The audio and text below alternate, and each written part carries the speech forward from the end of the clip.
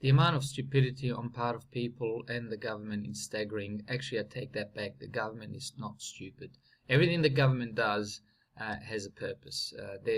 Most people, a lot of like non-mainstream sources will say, "Oh, the government are so stupid. They're doing this and that." They're not stupid. They know exactly what they're doing. Not necessarily the government and the politicians, but their handlers. Let's not get too deep into the conspiracy, but the people that actually control the system, both parties, doesn't matter who gets in power, know exactly what they're doing. So once upon a time, they decided it was a good idea to let people manage their own superannuation, which is their retirement plan, which kind of sounds very libertarian, which is okay. I'm okay with that.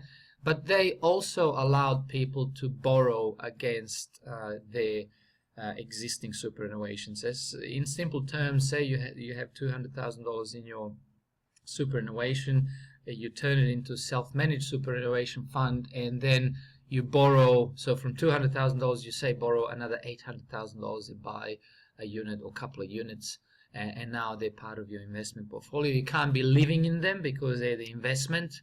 But now you've absolutely completely leveraged yourself to the max in your superannuation fund, and you are exposed to the property market fluctuations which are currently in place. So this is an absolute disaster waiting to happen. Just watch this.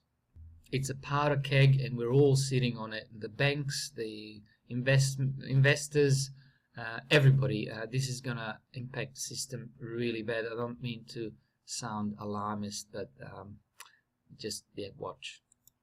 Rising risks in self-managed super. Warnings over DIY funds borrowing to speculate on property. And 10 years after the collapse of Lehman Brothers, former Treasurer Wayne Swan, whether the world has learned the lessons of the GFC.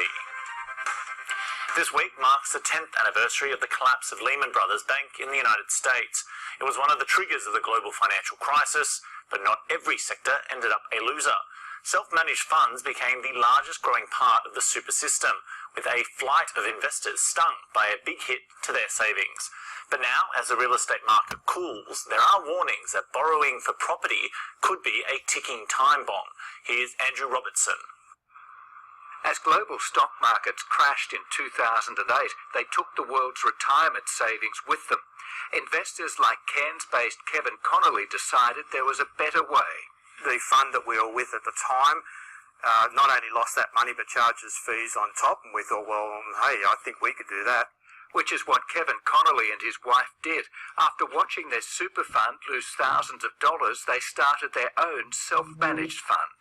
We had a lot of experience in renovating properties and reselling them, and so we looked at a property there that we could buy cheaply, renovate for a small amount of money and gain a lot of value, and that's what we did. See, a lot of people actually think that this is what they exactly did. They think they're so smart that they bought the property, renovated it, and sold it for a lot more than what they bought it for, or somewhat more than what they bought it for, and they think they're very smart. And this is why a lot of them are going to get burned. What actually happened is that the property price went up, the market went up. So they could have just bought it, sat on it, and then sold, which a lot of people did, and then sold it and made a profit. So they didn't actually have to renovate. That renovate was in most cases a waste of time, because a lot of people prefer to walk into a property, into a blank canvas, and make it their own, do their own renovations the way they like it. Fair enough, maybe some of that gain was attributed to that renovation, which, by the way, costs money anyway. It's not for free. But all right, net, maybe they gained a little bit, but they didn't have to go through all of the effort, because most people don't calculate their effort and time into the renovation job and all the things that come with it. So they weren't really that smart. They just bought it. The market went up, they renovated in the meantime, they got more money at the end of it, and they attributed it to that renovation, which really was just the market rising. And the Connollys were not alone. Between 2008 and 2012, the number of self-managed super funds grew by 27% to nearly 500,000. That was more than 40% of the growth of the whole superannuation system. You've only got to look at some of the excesses that we've seen through the Royal Commission to know why people want to be in touch with their retirement savings and to take careful control of it. The global financial crisis coincided with the Howard government lifting the ban on superannuation funds borrowing money. The result, self-managed super funds have rushed to take advantage, racking up $32 billion in debt in little more than a decade. Congratulations! The last thing Australia's really needed in the last 20 years is yet another vehicle or incentive for Australians to borrow more money in order to speculate on property prices continuing to rise. I really respect this man. I've watched him over the years, and I've never heard him say anything that didn't make sense. That doesn't mean that whatever he says is correct, but it absolutely makes sense. Congratulations!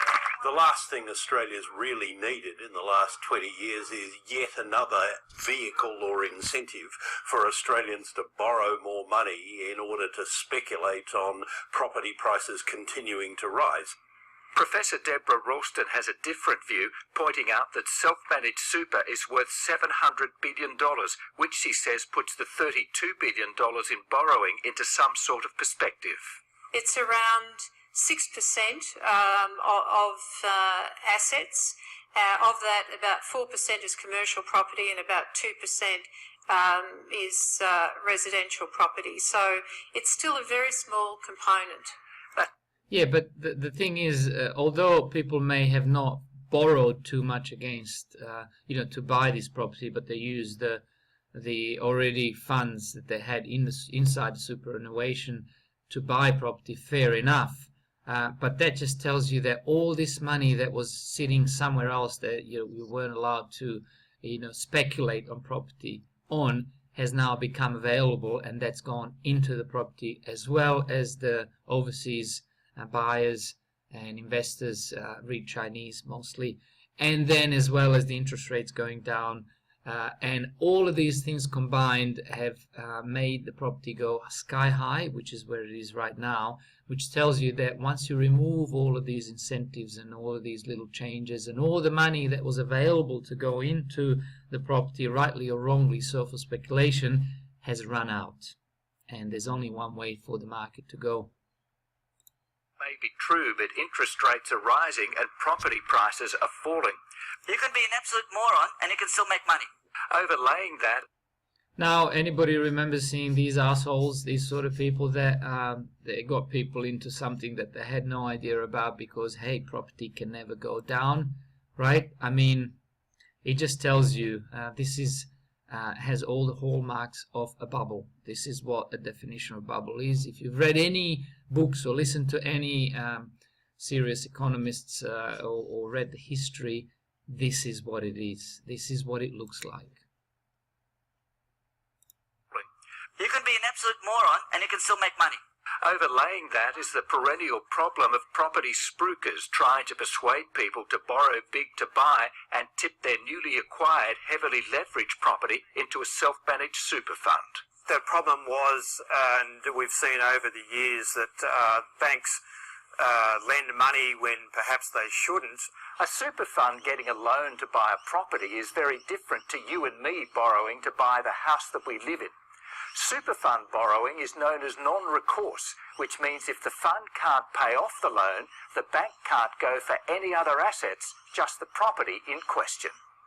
In the United States, limited recourse borrowing is prevalent for owner-occupied homes. It was at the heart of the subprime mortgage fiasco 10 years ago, which morphed into the global financial crisis. Whilst not wanting to be alarmist, economist Saul Eslake is concerned with what he's seeing now in self-managed super funds with their limited recourse borrowing. You might have thought that someone would have heard the term non-recourse borrowing and recognised that there were some significant risks associated with it that we could have done without in the Australian context. And while those risks at the moment are small, if the current rate of borrowing continues for the next decade, self-managed super fund debt will have ballooned to more than $220 billion, which means those risks are rising. Andrew. Australia now has the second highest level of household debt in the world, representing 200% of household incomes.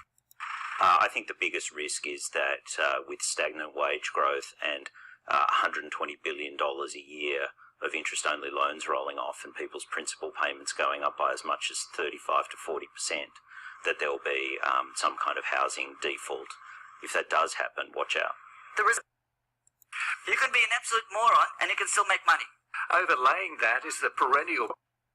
You can be an absolute moron and you can still make money. Overlaying that is And you can still make money. a falling. You can be an absolute moron and you can still make money. Overlaying that a falling.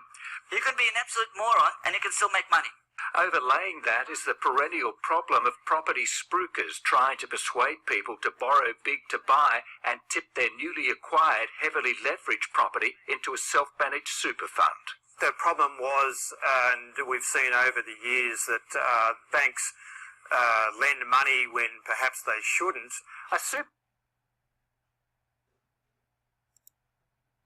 That'll do for this video. Hope you enjoyed it. Hope you learned something, and I'll talk to you next one. Bye bye.